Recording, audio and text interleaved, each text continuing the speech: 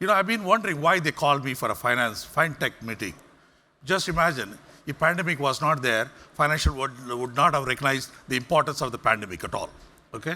So I think that's very important that December 5th, 2019, Carnegie Mellon has organized a meeting in Bangalore. I told them the pandemic will come, and exactly it came after 2 months. So the reason is the nature is giving a signal. Ebola, SARS-1, MERS, and various viruses showing to the nature, but we are ignoring. When we ignore, suddenly it comes up, erupts out. That is what is erupted right now. And I think, 40,000 viruses, unknown viruses. That means so much we don't know yet science, 40,000. Out of that, 10,000 are zoonotic. That means like animal and human. Like, for example, dog. We adapt, is a dog virus. Rabies was a dog virus. When we start adapting dog as a pet animal, then the virus started going to the human, now human to animal, and that's circulating back. So that means it's going to be with all the real estate, zeal. Now what is going to happen to the world? Mostly deforestation is going to happen, and we are going to close to the animals. When we go to close to the animal, they're going to get more disease, more viruses going to be attacking, and it is going to start, it's starting place. And we started now, the world is going to go into that direction, unfortunately. So coming to that, the earlier previous speaker talked about inclusive and imagination. What my imagination was very simple. Can India make a vaccine and compete with globally with Pfizer, Moderna, and AstraZeneca and Sinovac? Can we compete? That was simple strategy of imagination. And how I, as a scientist, how I can make to happen so that inclusive 1.4 billion population of India can cater that. If you want to import 1.4 billion dose, 2.5 billion dose of vaccine from other part of the world, it's just impossible. So how do you make it happen? That's all my imagination was. And so help the public health good. Okay, coming to my journey of things is not a great journey. I'm from farming family from Chennai, near Tamil Nadu. Okay, never been in the business. My family, first generation, second generation, never been in the business circle at all. From a farming family, I studied agriculture in Bangalore, and I went to US on Rotary Foundation Fellowship, 3 years fellowship at University of Hawaii, and then University of Wisconsin-Madison, and then I was a faculty at Medical University of South Carolina. And 2 ladies inspired me to come back to India. One was my wife. My wife said, I want to go back to India, at least do something good to science that can reach the people. And my mother said, son, you have 9 inches stomach. How much ever money you make, you can't eat more than 9 inches stomach. You come back, do whatever you like to do in your science, but I'll feed you 9 inches stomach, like your mother. My mother was also said the same thing. And when mother inspires, you take a risk. Mother is asking me to take a risk. And my wife, and important message for all of you, if spouse agrees to come back, come back. Otherwise, don't come back. Spouse is very important. If you don't get electrical connection, telephone connection, your spouse will be yelling at you, cursing you for having come back. So don't agree for the important. And then I got a private equity sanctioned in 96. When I was in US citizen, they sanctioned me private equity. The moment I came back to India, 97, suddenly management changed in the private equity. The moment the private equity management changed, they said, I'm too risky because I projected $3.5 million for a hepatitis B vaccine project and $1 dose, when multinational was selling at $35 a dose vaccine. $1 dose vaccine. When I said this scientist is a fake guy, he doesn't know what science he's talking. As a scientist, what I predicted, how science will change.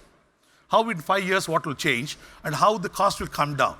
When an Apple phone, 15 phone, when a Apple 12 becomes 70% drop in the price. That we accept it. But we don't accept the vaccine when you scale up the same quality and same thing price goes down, the scale up of operation. So we looked at it and came back. Okay, then we moved. I sold my house in US, and then my mother also helped me, and 3-5 angel investors from US helped me to fund a little bit. We moved on a project, started, and we sold hepatitis B vaccine. Do you know what the price of hepatitis B vaccine is? A 50 cents dose now. 50 cents a dose. UNICEF sales, I'm talking global sales, UNICEF sales, it dropped. Then India never developed a new vaccine. I said, I don't want to be copycat vaccine company. So we said, what is a major problem in India has got? Children diarrheal death is important. 50% of death in India is a children diarrhea, poor people who get infected and they die. child, doesn't get a hospitalization. Whereas in US, you also gets the same disease, but they get hospitalization. So hospitalization is a major cause. In the developing world, death is a major problem. Okay? So there's a two dichotomy in a rotavirus vaccine project. So Indo-US bilateral program we involved, and Gates Foundation was also started funding the project on the clinical trial. We did that. Just imagine, I'm asking one simple question. How many women want to give their baby? The moment the baby was born, you have to give me for a clinical trial. How many are willing to? No woman want to lift her head. You see that? But they want the product to come for the child. But you see the tough part of it? The 25,000 pregnant ladies we have to recruit in a community-based trial. Because in the Indian developing world, including China and Korea, nobody has done efficacy trial in a community-based trial. Nobody has done in the developing world. It's the most challenging. And in India, you have 5,000 TV channels. One child death, the vaccine killed the child. That's it. The headline news in India. It's such a politics in the context of the Indian context. But we made the vaccine. We finished a phase 3 efficacy trial. Phase 2, phase 3, all those things we've done. Now it's a pre-qualified. We supply more than 120 countries. Entire Africa and Latin American countries. This is one of the major products for the rotavirus children died, saving the child's life, and also hospitalization. Important hospitalization. That reduced the child mortality and morbidity. And then coming to India, never developed a new vaccine. But rotavirus was the third vaccine after Merck and GSK. So I said, India has to make one new molecule at least. We made typhoid conjugate vaccine. Because who gets a typhoid? Because the child who licks the floor, they get contaminated. Food contaminated, they get a typhoid problem. And you have multi-drug resistant problem because antibiotic is abused in the developing world. So much of antibiotic abuse. You go to pediatrician, they give 3 antibiotics to a child. So that gives a multi-drug resistance. So I said, how do I do that something? So we developed a new vaccine, first time. Then I went to Gates Foundation. I want this to be getting to the global market. They said, you've done a clinical trial in India where antibiotic abuse is so much, you can't differentiate between antibiotic is controlling the disease or the vaccine is controlling the disease. You get a different challenge issue. They said, okay, what do we do? Then he said, you have to do a live population where typhoid is not exposed to the population. You have to do some challenging studies. So the Gates Foundation funded us a project in Oxford University. We did 140 people, human challenge studies, where you have placebo and you have vaccine. How many people want to lift a hand for a typhoid challenging studies? Men? At least men will be at least one man is lifting. So you see the challenge we go through in a clinical research. It is not easy. Okay? You see a product, but you don't see challenges. So we have to do human challenge studies. In human challenge studies, which we published in, I think in Lancet and also Nature. Nature discovered this is the first product in the world that shown promising result in 2018, typhoid. And we have shown again in the Pakistan, where 200 children died in Karachi area, where the antibiotic is not responding. Even third generation antibiotic was not responding. So we said, okay, we'll do that trial. And we have shown the first time in the world, the vaccine protects against antibiotic resistance. Because US is worried, where traveler going to Pakistan, taking back the virus, bacteria back to US, when you have infected, taking back to the US. The traveler is carrying that one. So we've done that, we have shown the trial in studies. We have done, chikungunya in 2006. Chikungunya came. We were the first one to sequence the genome of chikungunya, filed a patent, and nobody wanted to fund us the project that time. Now CEPI funding us. CEPI funded the efficacy trial. We are doing in 6 countries clinical trial on that.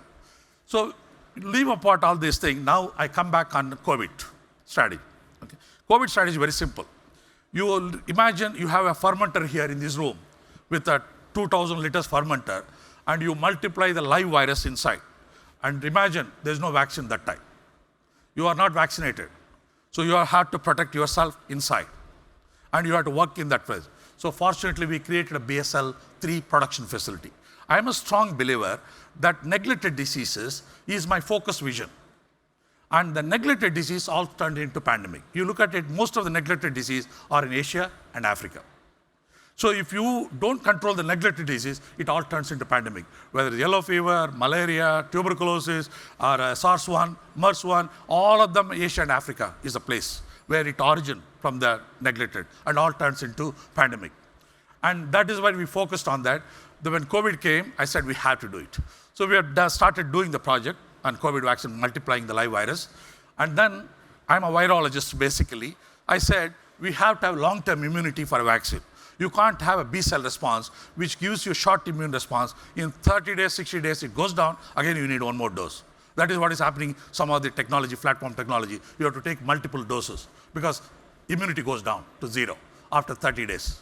So we said we have the long-term immunity, and also virus changes the variant, you should have more protection. So we licensed a small molecule from NIH. It's a TLR7 agonist. And the TLR7 small molecule, we attach it to the vaccine. We attach it to the vaccine so that your body produces more T cell response than a B cell response. So that gives you protection against the variant. I think that made us significantly, and the Covaxin alone produced 27 publications. Imagine, then I had to fight with the multinationals. Not an easy task. A small biotech company in India and has to fight with the multinational, not an easy task for us, with all the geopolitics in place. Okay? We did, and 27 publications, 9 Lancet, 3 Nature, and other papers. 27 publications. We've shown to the world that we can produce the best science, and also the clinical trial was done by IQVIA. IQVIA is a quintile. The earlier name of the quintile was done the entire clinical trial. We've done phase 2, phase 1, phase 2, phase 3 efficacy trial. We've done, and also nasal vaccine. We are the first one to develop a nasal vaccine. Again, globally first. But the moment we launch, unfortunately, there is no disease burden. So it gone down the market. Okay? Leave apart that, I look at as an entrepreneur that Indian farmers depends on allied agriculture, because it is not the poultry and the cattle, dairy, all are important. So I'm looking at that angle right now, how to help those sort of segments, because if you predict the next pandemic, it might come in the large animal. If it comes in the large animal, what is the implication for the society at large? Is going to be food security. If you don't have beef, you don't have chicken, you don't have pork, what will happen to the world if that one disease comes in?